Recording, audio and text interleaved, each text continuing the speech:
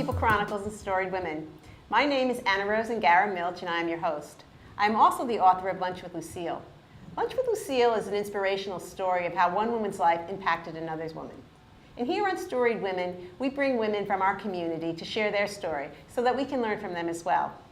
And today my guest is Stacey Woodland. Welcome, Stacey. Thank you. Thank you for having me. Stacey is the executive director of the TriCounty YWCA. YWCA TriCounty. YWCA Yes. TriCounty. Yes. Okay.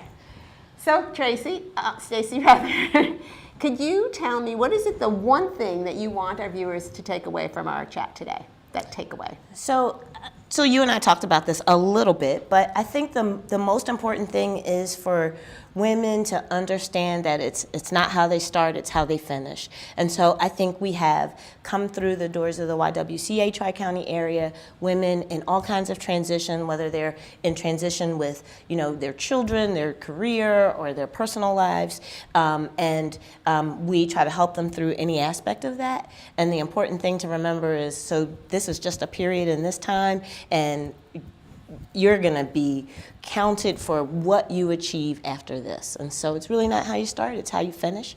And that's the message that I would give today. Oh, that's a great message. So tell me, where did you start? So, I grew up in Philadelphia, and I went to all school there, college in Philadelphia, and against every advice of my parents and my extended family, I got married 3 days after I graduated high school. And so how old were you? I was 18. So I was 18. I couldn't wait. We loved each other so much. Oh. And then, he was in the Army, which was one of the reasons why we wanted to be married, because I wanted to be able to travel. As well? No, he was 23. Oh, so another reason why, my parents weren't that thrilled. But anyway, so he was in the Army, and we wanted to travel together. And then, my family all said, so just stay focused on school and don't have a baby or anything. Of course, I had a baby. And so, I had a daughter. I came back from Germany with a daughter and a marriage that was kind of on the rocks, and really had to focus on what I was gonna do. Like, how was I gonna, so now let me get focused on school or decide what I wanna do.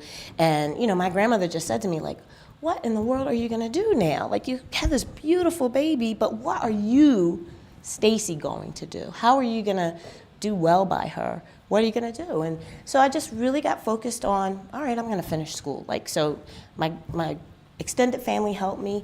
I stayed in school, finished school, and kind of just really decided on work that would allow me to work but still manage, my children and my marriage and all those things. And that's where I kind of fell into nonprofit work, when I had opportunities to be off for extended periods of time. The trade-off was you didn't get paid as much as you do in a corporate environment, but then you had more time off to be home with family. And it just really worked. And it worked, at the end of my marriage, when, my marriage failed. That was a good way for me to be able to balance being a single mom and, and having to work. And I stayed really focused on the work that I wanted to do, so that it always felt really meaningful for me. I think it's hard sometimes if you have to not love what you do, that it's hard to compromise and sacrifice that time with your family to do something that you really don't like doing. Mm-hmm. And I think you have to look hard sometimes for it.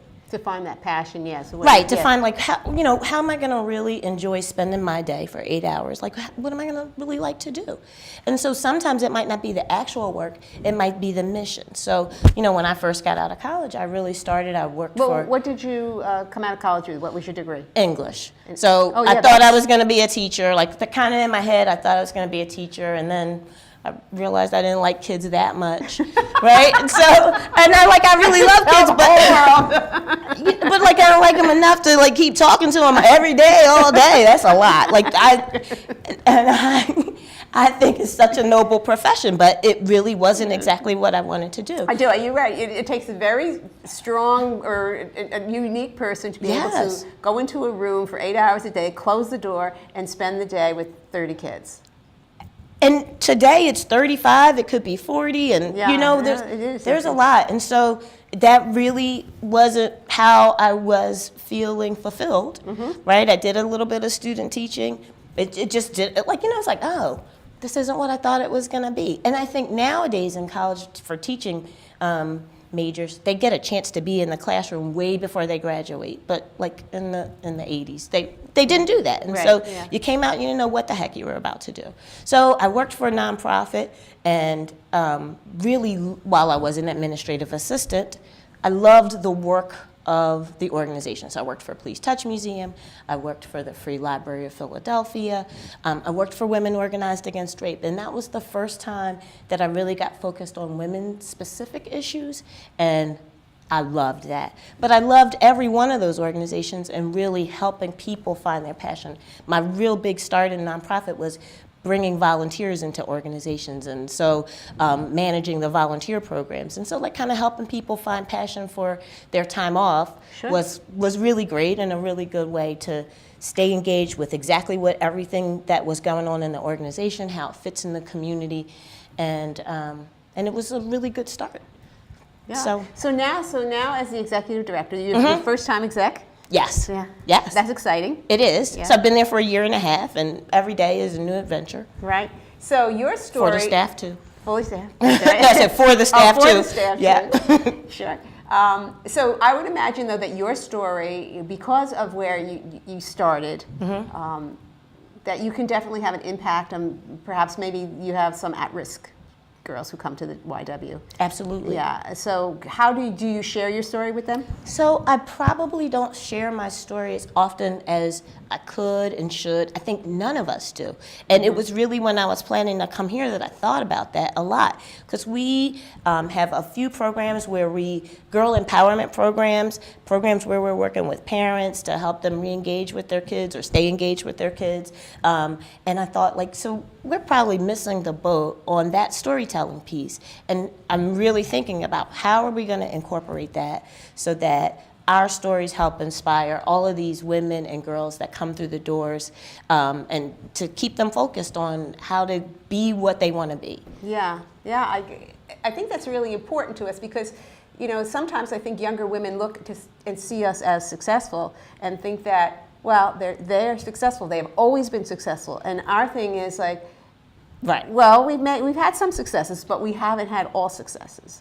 And so to be able to share that with the women, especially the young girls that that come through your doors. Right. Well, and the challenge, and I think that there's failure embedded in every success. Like there was something that you were trying to achieve when you got to this point that you didn't quite get, or something that didn't go right, and you learn from that, you move from and grow from that.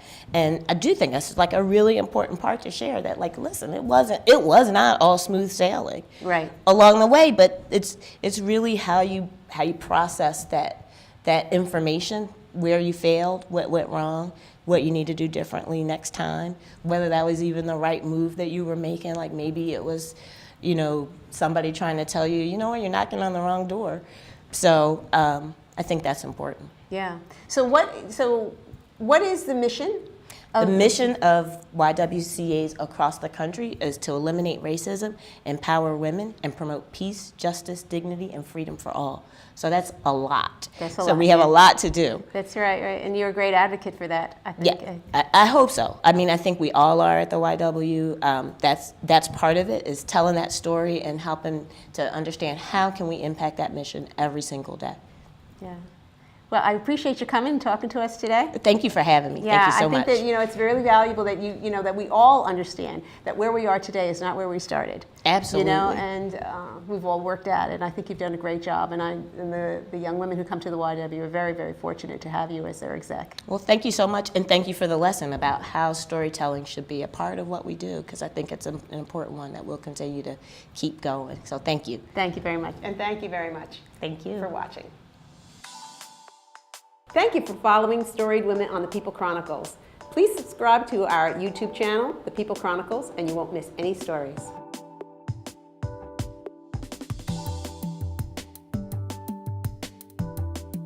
These community stories are made possible in part by BCTV, Susie Ray Design, Queen City Family Restaurant, Lamar Advertising, Heidelberg Family Restaurant, Reading Air, Lions and Hole, Peanut Bar, and Kutztown University.